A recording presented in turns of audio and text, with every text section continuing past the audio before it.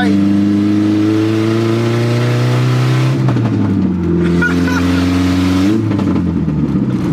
She's loving it.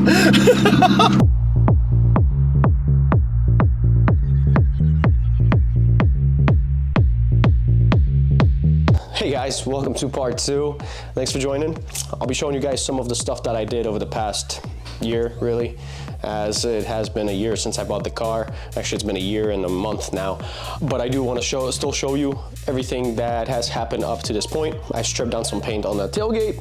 I 3D printed some things to address some issues. I've changed the rear coilovers. I haven't touched the front yet because I was working on some other stuff, so I want to make sure that I had easy access under the car and didn't drop it too low right off the bat and make it a nightmare for myself. I did address the stick shift, which was super sloppy, sloppier than the sloppiest of Joe's, and some other various parts. So I'll be showing that in this video. Sit back, relax, and enjoy. Let's go. So my brother has come down a few weekends for the past couple months, and he's helped me a little bit with the GTI. I don't record that stuff because it's mostly just us having fun, drinking, chilling. I'm saying a bunch of inappropriate stuff. So I will show you really quickly what we did. You can see right through there that pretty much everything except for that rod, the dark rod right there, has been changed out. So everything for the shifter mechanism has been changed out, and now that sucker shifts smooth like butter. I'll show it to you in a little bit. And here we go. Nice and stiff. I also got a new BFI shift knob.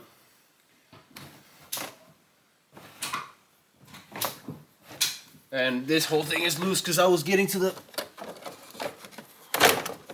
fuses and everything, trying to fix the dome light. Butter. It's got a short shifter on it as well. Already tested it out. It works great. I'm super happy with the result. A little bit. Then we did the swap on the front end.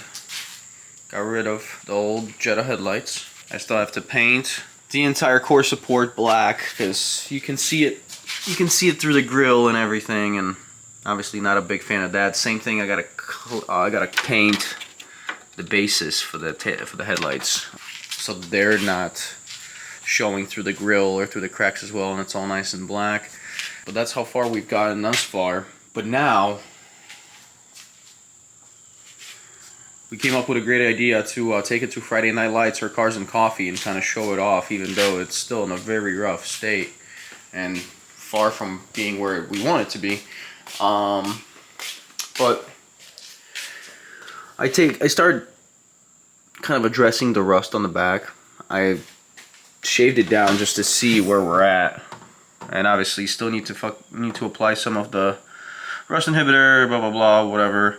But we got a little Swiss cheese situation going over here, and I didn't just want to fill that with Bondo, so I got myself a nice little welder for 150 bucks from Harbor Freight, and I've already did test it out.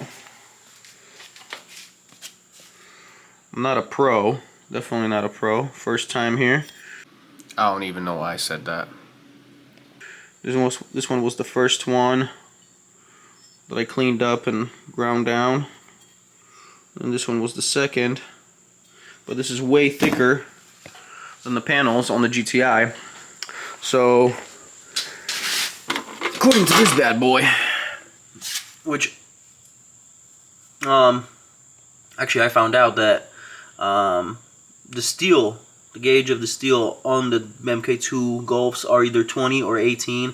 Seems to be 20 all around, except for just around the wheel arches and stuff like that. So we have to go on literally the very bottom setting from the one that I was using. So it's supposed to be 2A. So we've got 2A. So we're good there. But I still have to move it all the way to the back, hook it up, and then we can try welding some of those holes. Let's see how it goes. Let's see if we can fix the Swiss cheese, shall we?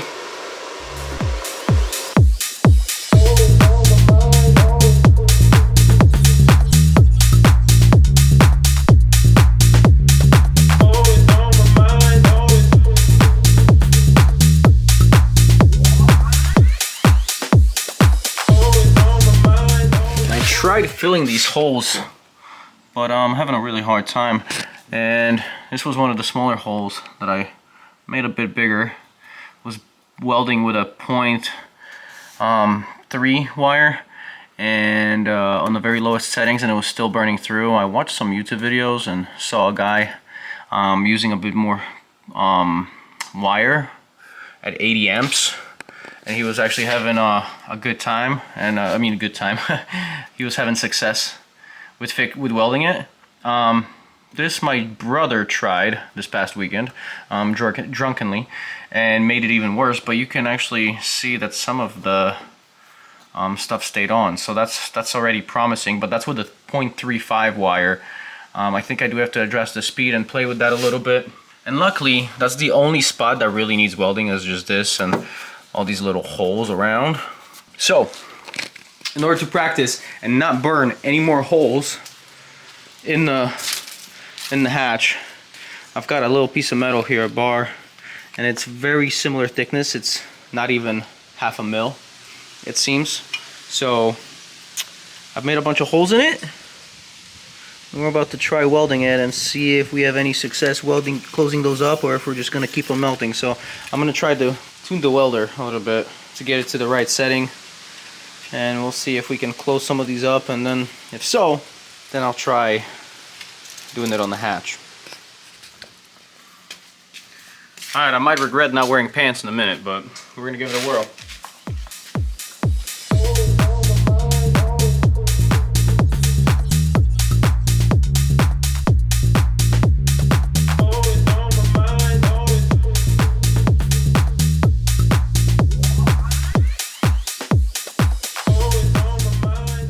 Alright, it looks like I'm gonna have to do some more practicing. Start kind of tweaking it, trying to tune it. Try to do longer strokes and whatnot. Kind of just trying different techniques, and got some mixed results. Some are better, some worse. This one was already welded. I tried to weld on top of it because there was a small hole. But I looked from the bottom, and a lot of these, you can see just light shining through, so they're not even, they look good from the top more or less, but not necessarily from the bottom. But some are really good. Some of these smaller holes have closed up really nicely, like this one.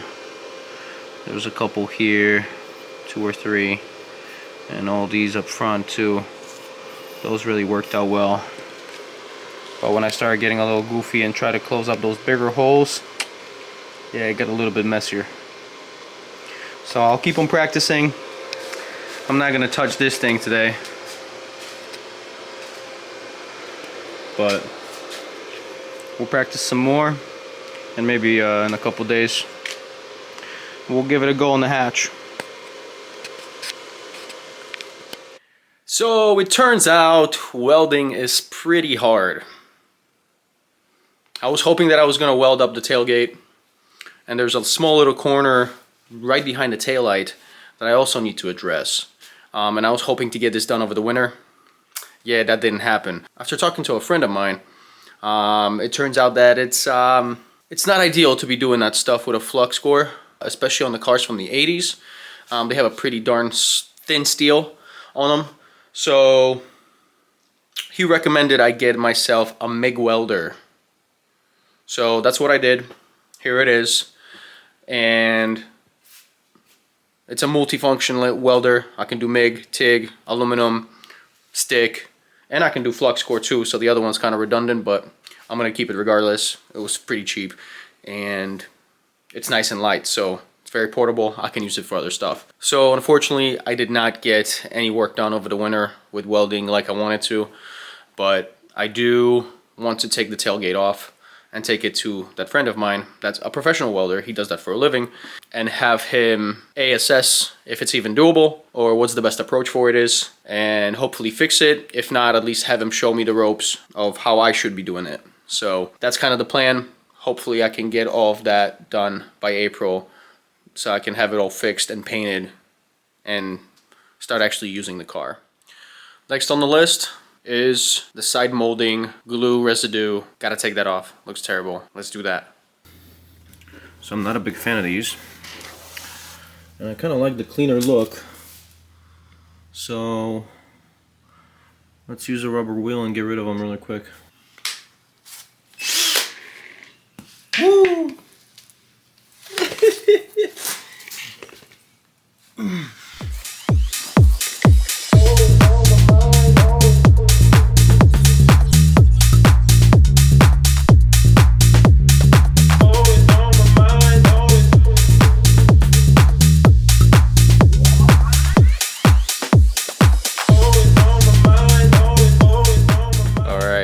It's done. It only took me 3 hours. I did the passenger side the other day, and it took me about 2.5, 3 hours as well. That's because I have 2 batteries, and I have to charge them. They go pretty quick on this. It's a fairly battery consuming job for them, so I had to charge them in between, but it doesn't look too bad. If it wasn't for the fact that the paint chips off with it, well, this one I did with the wheel. I went a little bit ham on that. That's my fault, but the paint chips off with it for some reason. Not everywhere, but primarily on the bottom. Some on the top. And I left some of it still on there because I can't get to it with the wheel. I actually scuffed up the fender already. So I left those 2 for later. But looks a lot better, even though the paint is chipped up and it shows all the white underneath. This side didn't chip as much, looks a lot better. But the whole car's getting repainted anyways, so I'm not really worried about it. We'll rock it like this. And the next job is the stick shift. So as I've mentioned in the beginning of the video, my brother and I have tackled the shifter and all the components of it. And as I've said before, we're having fun drinking and doing all this stuff. He doesn't really like to be on camera, so I don't have any footage of that. However, so many people have videos of how to get it done on YouTube already. I feel like that would have been redundant. I guess I could have done a little montage, but forgive me for this one. There isn't anything about it, so here's a video of us driving around, testing it out after we already swapped it out. And we did it without putting the exhaust back on, because we were just too eager to try it out, see how well it worked, how smooth it would shift. So I'm sure all my neighbors really enjoyed that one.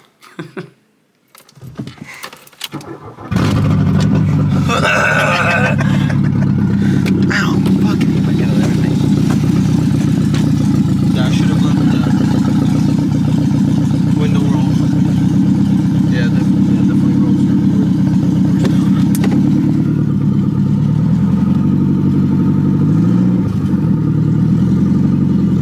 Oh, you got it. Let go, that clutch. Clutch rider. I'm a clutch rider.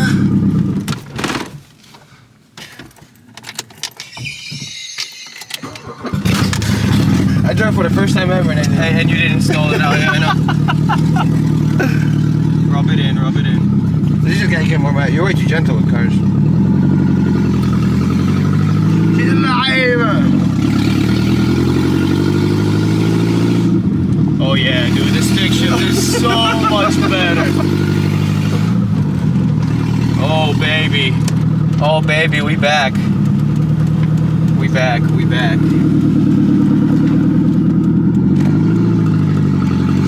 Yeah, this guy whipped at me.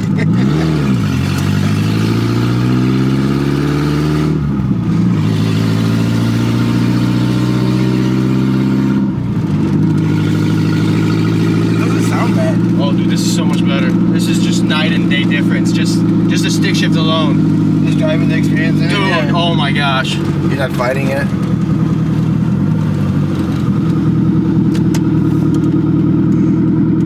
I mean, we can hook up the taillights, lock the fucking back head, put the fucking plane and then drive it somewhere.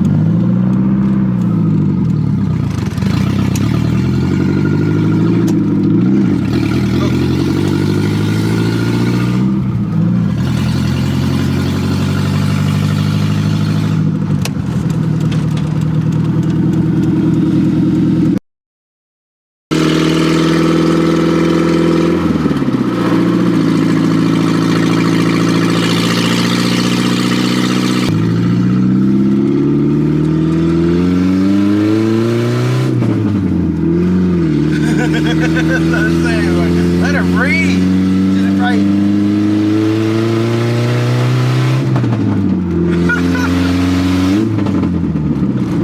She's loving it. I go straight or right? Straight. After the van, right. That guy loving it too.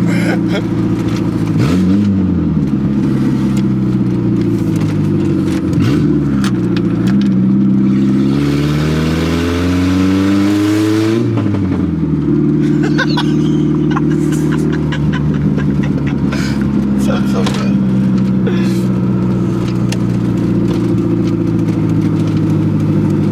That's right. Yeah.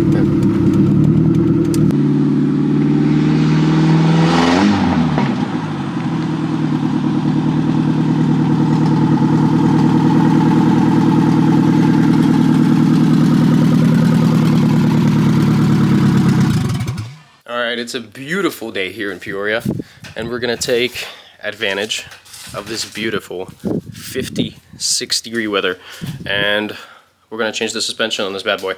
I got a brand new set of coilovers. Got a brand new set of coilovers and all the parts that I should have or need. Front mounts, rear mounts, just some nuts just in case, and the tool to put them on, and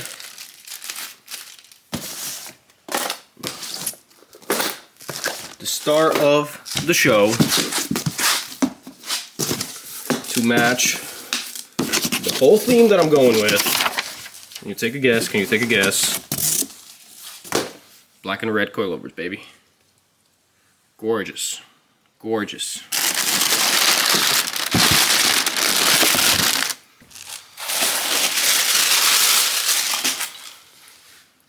Look at these bad boys. Very nice. Very nice. That's the rear. Most likely gonna drop them all the way to make them super easy to install. And then we might have to jack them all the way up. Apparently, these are supposed to drop.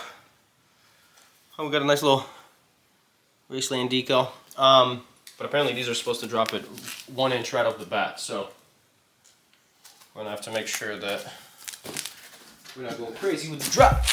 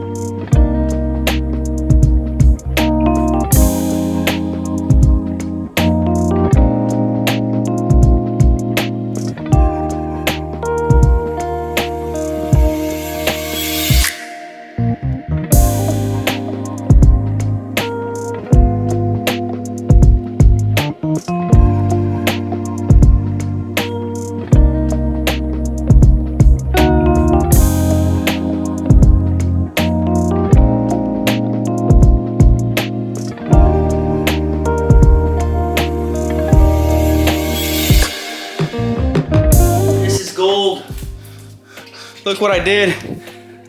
I lift the I left the freaking jack underneath the freaking muffler. No! I'm like, why isn't this thing going down? That's why.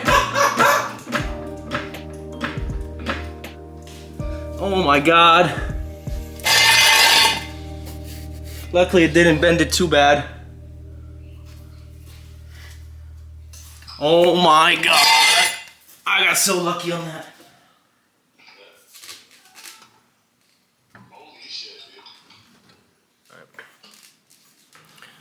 Alright, now let's show you guys some of the 3D printed parts that I made for the car over the past few months.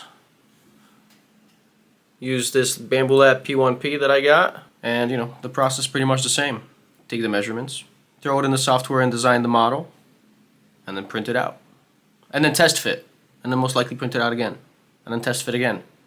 And you're either good to go, or you gotta print another one, you know how it goes. And I'm not gonna show the whole process. Most of you already know how to make those.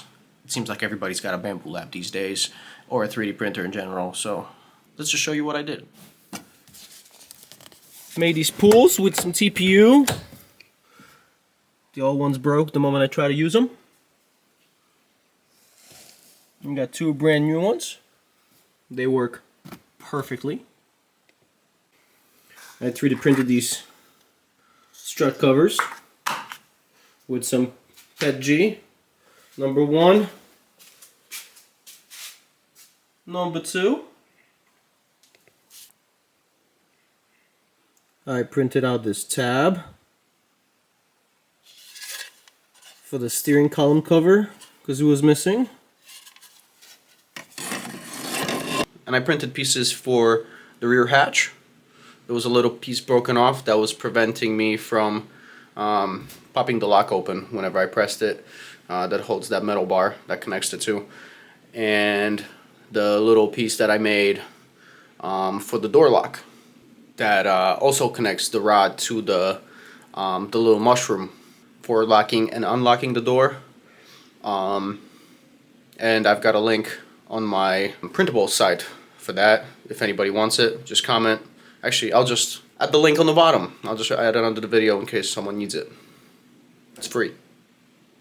Now let me show you the rear panels. The interior C-pillar panels that I changed out because I did not like the light tan, cream, whatever you want to call it. In the back, that doesn't fit the rest of the car. The B pillars are black, the A pillars are black. I don't know why the C pillars were this tan color, but I sourced some black ones from a guy in Jersey. Thanks, Chris. And yeah, let me just show you really quickly how I changed those out, and that'll be the last thing.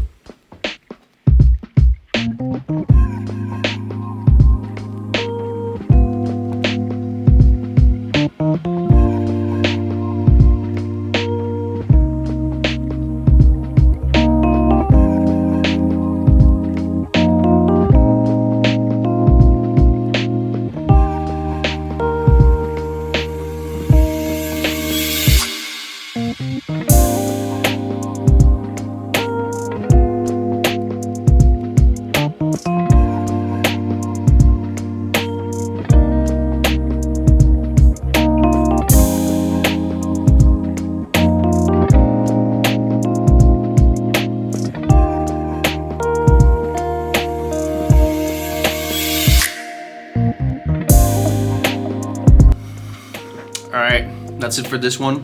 Thanks for joining. I appreciate you watching. And thank you to everybody that subscribed thus far and liked the videos. If you guys got any comments, suggestions as to what you like and what you dislike about the current videos and how I can make them better, I would greatly appreciate it. If you want to follow along as I'm doing more work to this bad boy before April comes and I take it back out on the road, subscribe if you'd like. No pressure. And yeah, I'll see you on the next one. Peace.